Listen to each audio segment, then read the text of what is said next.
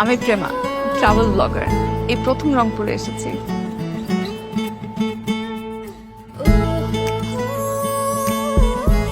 ক্যাফেটা খুব সুন্দর, মনে হচ্ছে এখানে এসে সময় থেমে গেছে।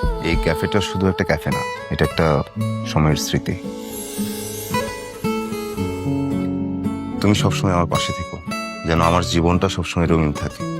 আপনি কি সবসময় এত চুপচাপ? শহরটা নীরবতা পছন্দ করে, তাই চুপচাপ থাকে। আপনি এরকম রহস্য করে কথা বলেন কেন?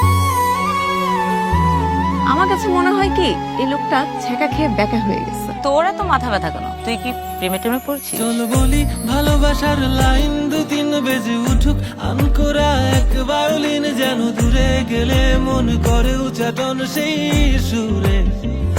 আঙুলে ছুঁয়ে দে আমায়, দু হাতে জড়িয়ে দে মায়ায়, এই ছন্ন ছাড়া। কেউ যদি এই রহস্য আবিষ্কার করতে করতে সারা জীবন আপনার সাথে থেকে যেতে চায়, আপনি কি তাকে গ্রহণ করবেন?